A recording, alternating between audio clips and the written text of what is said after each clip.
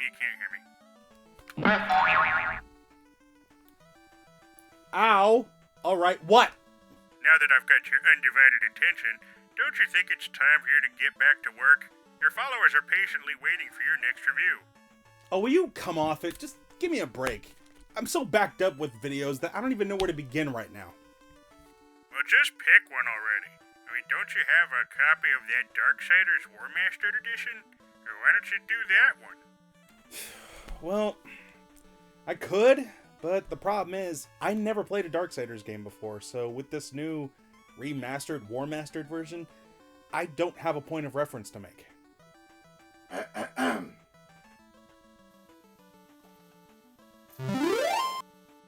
would you look at that? A point of reference to make. Finally, we get to talk about this series on this channel. Several years ago, I bought the first game on sale. I really enjoyed it, so much that when the second one came out, I went out and grabbed it, and it was right up my alley. Well, alright, fair enough, but exactly what does this Warmastered edition offer that the originals didn't? I mean, is it really worth getting on a brand new console? Let's find out. One of the hidden gems of the previous generation was probably without a doubt THQ's Darksiders. It was meant to be the start of a series which would star the four horsemen of the apocalypse.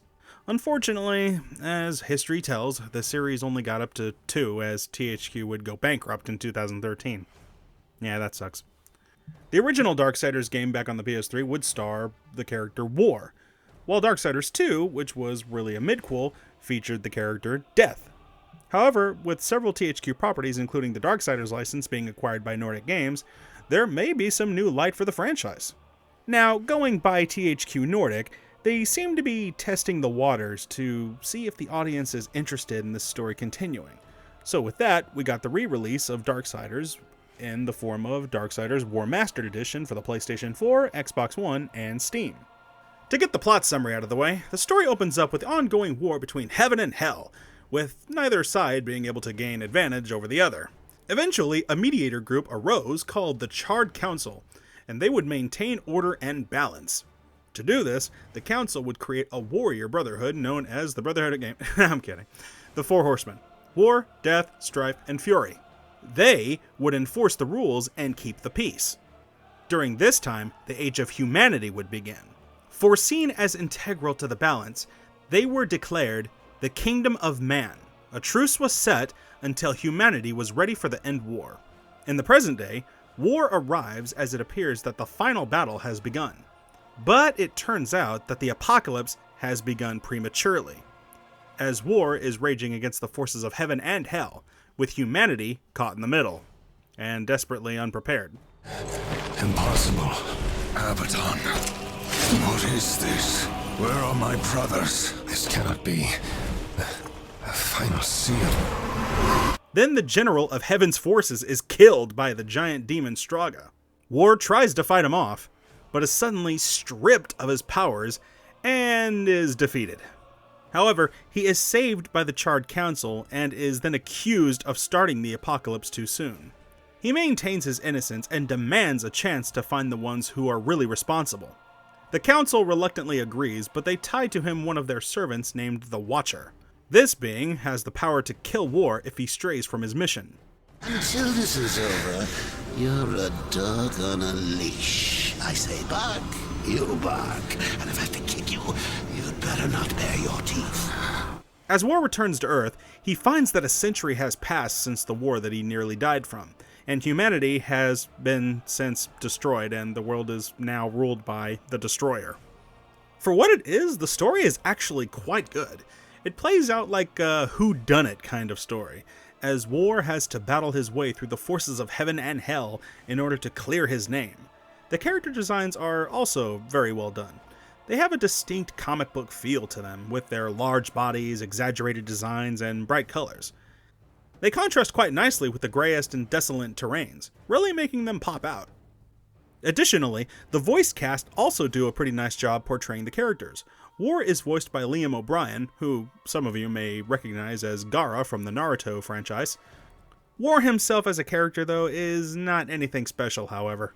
He is pretty much your straightforward, no-nonsense, low-talking badass that sounds like this and doesn't give a damn about anything. I've come for the Black Hammer. Really now? Well, you're welcome to give it another go. After that, I best not catch you around here again. It's you, What's that now? the Black Hammer. It's you. The most notable actor, of course, in the game is Mark Hamill as the Watcher. When listening to this game, you can tell that the makers of this game just asked him to do the Joker voice, and that is pretty much what he does here, and he's loving every second of it. He is so slimy and annoying, and it really gets under your skin. He is the constant itch that you just can't scratch. Changing the deal already, Samael. Be silent, Wilf. When playing this game, you quickly notice elements that were borrowed from other games. There are so many large areas which require backtracking and environmental puzzle solving, very reminiscent of The Legend of Zelda. Also, you will run into areas that get blocked off and you'll have to beat a number of enemies in order to advance, like Devil May Cry. In addition, War will find powers and new weapons that will help him advance to areas. And of course, this game features those quick-time button presses that will allow you to do brutal finishers to your opponents, like God of War. Darksiders does do a nice job mixing these elements together to establish its own style. The game has a hub world known as the Scalding Gallow, and it features paths to other areas in the game. These areas contain linear and non-linear paths that are filled with enemies ranging from demonic to angelic. When enough damage is done to your opponents, an icon will appear overhead, indicating for you to do a quick button finishing move.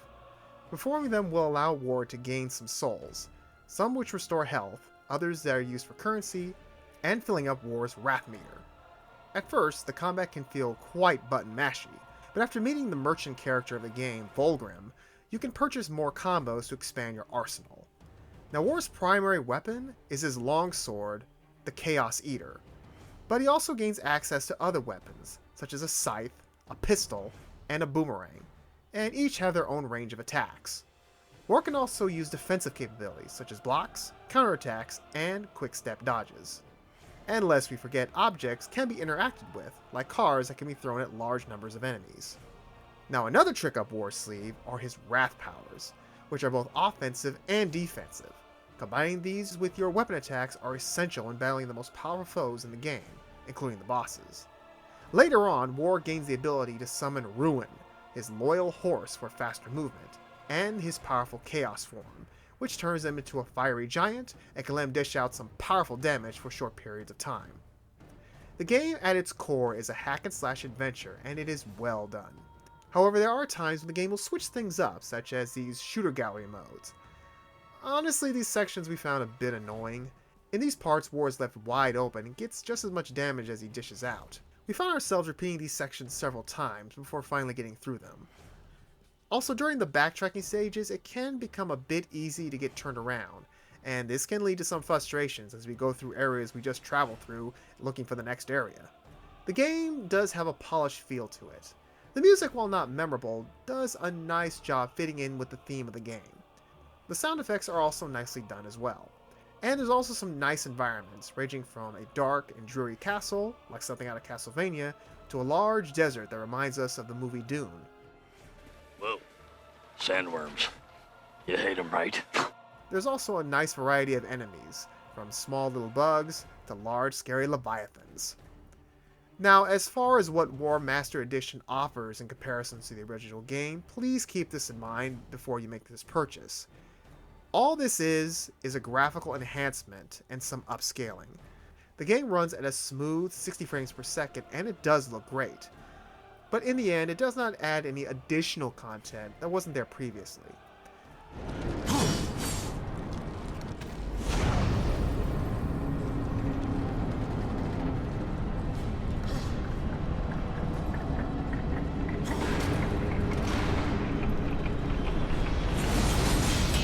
Darksiders Warmastered Edition is a budgeted title, so the question you have to ask yourself is paying $20 for just a graphical upgrade worth it? Darksiders, at its core, is a strong game. With its visuals, voice acting, and hack-and-slash combat, It's not perfect, but it is worth checking out if you are a fan of the action-adventure genre. It is a little bit disappointing that this edition doesn't offer anything more than an enhanced graphical update and frame rate, but the core game is still very fun, and it has aged pretty well. If you are a Darksiders fan and would like to show support to the series, then hey, this is a good buy. We recommend it to the fans new and old. Darksiders does deserve at least one more game to complete its story. As mentioned, Darksiders 2 took place during the events of War's imprisonment, so a follow-up is kind of necessary. It is what this series and its fans deserve. I like stories that have a happy ending. And lastly, we would like to give a shout out to THQ for giving us this copy of the game for review purposes. So, hey, better late than never. Well, there you have our honest opinion on Darksiders Warmastered Edition. We definitely give this game a recommendation, especially for you hack-and-slash fans out there. It's definitely a game that's worth your time. Will the Darksiders series get its finality and conclusion that it deserves? Will the fans finally get what they want? Only time will tell. Meanwhile, you guys have been watching another video game review from your favorite source, thebrotherhoodofgaming.com. I'm your host, William Morris. I'm your co-host, Eugene Morris. And, like always, we'll see you next time. But, before you go, there's some stuff at the end of the video, so... Hey guys, if you liked that video, be sure to hit the thumbs up down there below. And if you want to see more, be sure to hit that subscribe button so you can keep up to date with all of our future uploads. And also, you might want to follow us on Twitter and Twitch, as we're constantly updating news on what's to come there and streaming. So if you want to be involved in the review making process by watching our streams, be sure to head over there to Twitch. See you next time, guys.